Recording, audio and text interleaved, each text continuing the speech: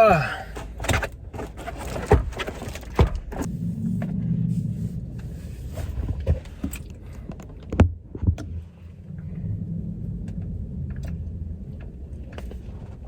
we represent, man? Big money bound. Say, let her know, man. Big money bound. Big Money Bound TV, RRT Posse YouTube.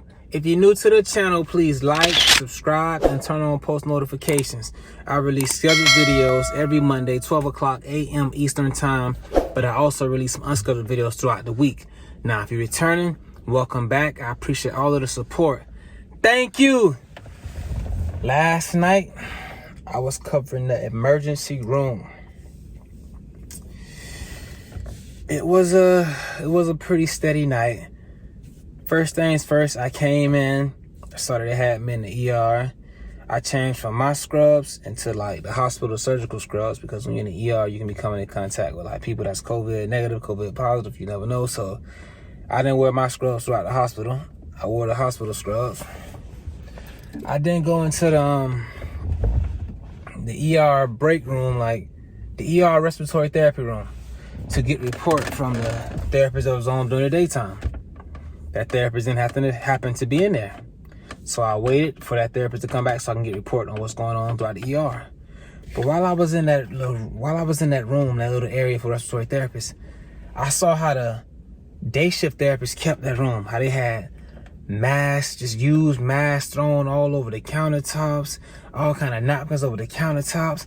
And I'm like, man, it's a good thing that I wipe everything down with sanitized bleach wipes before I started touching anything, man, because this place is a pigsty. Like, bro, this how you live? This how you live in an apartment? This how you in here?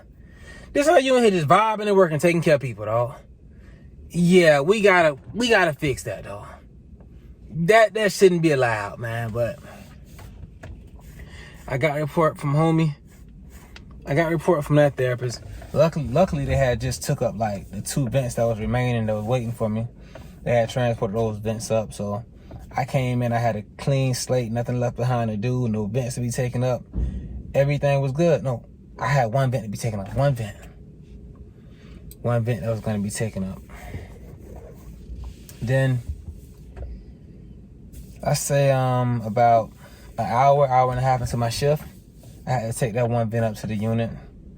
That patient then wound up being extubated and like sent to hospice. And then I had like 1 hour where it was just a clear window, nothing respiratory related to do. Then the work started. And it started in a manner that I don't like for work to be done this way. I get an alert on my phone. ABG due in room 29B. Okay, cool. I'm going to room 29B. Before I can even leave my office, I get a phone call. Yeah, we got a breathing treatment in 29B. Well, we got ABG in 29B. The same order that was sent to my phone, somebody is now phoning me saying the same exact thing. Like, hey, I can see the orders. Like, it's no need to do that. Like, it's no need to do this stuff, man. Like, y'all gotta relax. Like, I just don't like too many people like on my back. If the orders come through the phone and I have a phone, like, I seen it. Like, knock it off. Cause now you're just gonna get me angry. I don't be working while I'm angry. I got a call from bring a BiPAP to COVID area. COVID positive patient. Negative pressure room, so they're giving patients BiPAP. Okay, that's the new protocol. I follow protocol. I put the patient on CPAP, put the patient on BiPAP, and I get back. Keep my mask on, keep my gown on, I get back. The patient is now on BiPAP, COVID positive. I witnessed a few people, doctors included, go into the room without an N95 mask on. I'm like, what the hell is going on? Are they okay? So I asked the paramedic I see coming out of it. I'm like, hey man, do you know a patient is COVID positive? Paramedic's like, yeah. I'm like, and you're not gonna like, you're not wearing N95? Oh yeah, I'm not really worried about it. See, it's just gonna. Hey man, do your thing, dog. And then they wonder why like COVID cases keep going up. Like, bro, you gotta be looking to protect yourself. Like, people looking at me crazy because I'm still wearing my N95 mask, a face shield, a gown, double gloving, tuck my pants in my socks. People looking at me like I'm crazy. But I'm just trying to protect myself so that like I don't bring nothing home to my beautiful Jody Joe. Innocent, sweet thing. Why would I want to put my family at jeopardy like that? But I guess everybody ain't moving like that, man. People moving how they moving, dog. People moving how they moving. Speaking of moving, I gotta get moving, man, because I got so much work I gotta do, like at home, like so many YouTube videos that gotta be edited.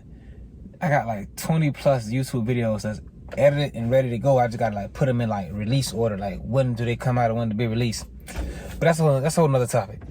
So back to my knife, what I'm supposed to be telling y'all about. I had a situation where they calling me saying, we got a patient coming in, fire rescue, should be arriving in like 10 minutes. We also have a trauma hawk bringing a patient in that's gonna need to be ventilated. That's intubated, gonna need to be put on a vent. So you're gonna have two things coming in at once. We suggest that you call for backup. And I suggested, yeah, why don't you call my backup for me? Because normally that's what's done. I see the respiratory therapist is busy right here. Let me call his backup for him so he can do what he's doing. But I say, you can't call him for me? They replied, no, because I don't know the number. Understandable? I'll take care of it. So I called my supervisor, man. Me and my supervisor literally sitting there for like 15 minutes waiting for something to come in. These folks don't told me something's coming in. And a trauma hawk airplane is coming in. Only thing that came in was a fire rescue. My supervisor took that, and I was waiting for the trauma hawk to come in to put him on the vent. In the meantime, I had to go and do 2 ABGs. So I'm like, okay, well, I'm just sitting here waiting for the trauma hawk. I might as well go get an ABG. I got that ABG. I'm like, okay, I might as well go and get the next one. I did 2 full ABGs, random and everything. Trauma hawk still ain't here. Now, y'all make me call for backup that I didn't need. I had time to go get extra ABGs, and I'm still waiting. A whole hour and 45 minutes went by, and I'm still waiting. I said, hey, man. I went up to the charge nurse like, hey, so I guess that intubated patient isn't coming. Oh, yeah, they just called me and told me that they're no longer coming. And you just like, you didn't think to come and tell me this? But, hey, man, that's where we at with it, dog. That's just how we living. And throughout the night, I was doing like just a whole bunch of ABGs, man. Just like a lot of ABGs, like a lot of ABGs. I was doing so many ABGs that a doctor came in to my office area and told me, hey, thank you for doing all those ABGs. I really appreciate it. It was a female doctor. I did reply, no problem. Thank you for being thankful. That lady said, you're so nice. Not knowing that that's my saying for everything, dog. So I did a lot of ABGs. And what else? A lot of ABGs. A lot of breathing treatments. A lot of like treatments. 3 times 3 treatments. But with those treatments, like I said, I still wait for the test results to come back. I'm not giving nobody no breathing treatment until I know that patient is COVID negative. Nothing has happened so far yet where like somebody told me, oh, do this or else. Because when it comes to that point, like, oh yeah, I can't do it or else. I gotta see what else is, because I just can't go in there and do a breathing treatment and now I don't expose everybody in the whole ER to COVID unknowingly because I couldn't wait for the test results to get back. Nah, I understand if somebody's like asthma attack, can't breathe, bronchial bronchitis. The hell is bronchitis? Bronchitis, having bronchial flare-ups. Now, I understand that you gotta get that urgently, but all I'm gonna do is I'm gonna get at and I'm gonna get back. I'm gonna give it and I'm gonna say, hey, everybody get back. Now, what you do after you hear me say that, that's up to you. But I'm gonna tell everybody to get back. Now, whatever they do after that, that's on them. Damn, what else happened throughout the night, man? I had another vented patient that came in from a long-term facility. The paramedics didn't know exactly what settings they were on at that facility, so I had to set the appropriate settings based on the patient's height and how much O2 they needed to maintain a good saturation zone. I did that.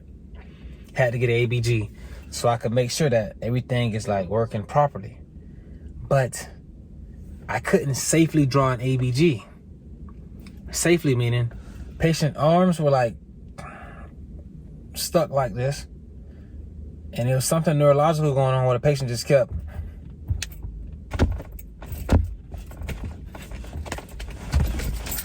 I can't get no AB I can't get an ABG with nobody with that kind of situation going on safely. All that could be done, everything up here is moving like this. Arm wise, told the doc, you gotta go femoral. I don't do femoral. No, I was always taught, no, respiratory therapy, don't do femoral. Now I don't know how it is where you at. You may go do femoral sticks. Femoral stick is in the femoral artery right in the groin. I don't stick nobody down. Like I said, I'm the waist and above, so I don't go below the waist. So I ain't sticking nobody down there. But I let the doctor know what's going on. The doctor said, okay, there's no problem. I can draw a femoral stick for you. We got that femoral blood gas. I ran that. Everything was working perfectly fine. The vent settings was nice, perfect to a T. I know this because I do this respiratory therapy, RRT posse. I got us. So that situation was good. Patient was down there in the ER all night long. 6+ hours, all night long. I take off my clothes. I change from my surgical scrubs to my personal scrubs and leave the ER.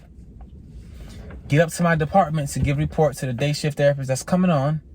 I get a phone call. Yeah, we're ready to transport that patient upstairs. That ventilated patient.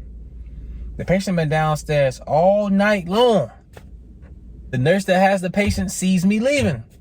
Says, okay, Randy, thank you for all your help. Have a great day. Says goodbye. Then call me 3 minutes later saying, we got to take this patient up. I don't know what kind of games you're playing, but I ain't into that. I wasn't able to take the patient, but the day shift therapist, that was left for the day shift therapist. I couldn't have done it. I couldn't have did it. But the patient did go upstairs. Now, if you've been in the ER for 6 hours, you can stay there for 6 hours and 10 minutes. I'm sure that ain't gonna hurt nobody. Nobody gonna be hurt by that. So, and then up there, I gave a report. Man.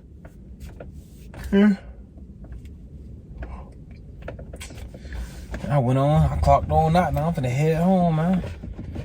Came in the car, gave that car salt, cause I love the supporters. But I'm off for the next 2 days. I had just worked these past 2 days. I'm off for the next 2 days.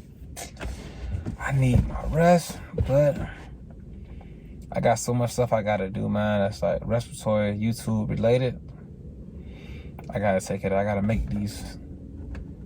make some more videos, and then I gotta get all these videos that I have made and have created and got thumbnails where I gotta put them in order of when they're gonna come out.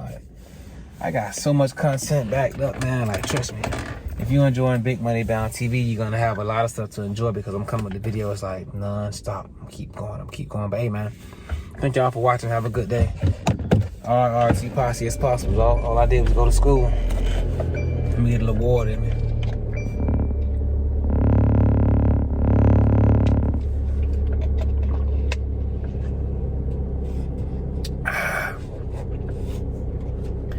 Oh yeah, speaking of all them ABGs I was doing, I went to go do an ABG on one patient.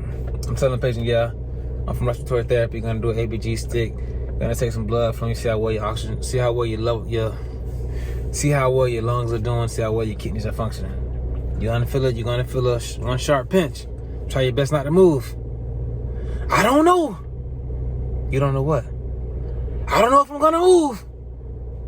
Hold on. You talking kind of scary now, because if you move, you can hurt yourself now. And I ain't trying to get stuck by the needle, so are you sure you want me to do it? I'll try.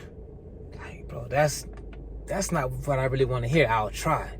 But I had to take a shot at drawing the blood. I had to see what the patient would do. So I'm a respiratory therapist. I got to do my job. So luckily, the patient tolerated ABG stick fine with no problems, nice and easy. So that was cool. But I always said, like, y'all try your best not to move.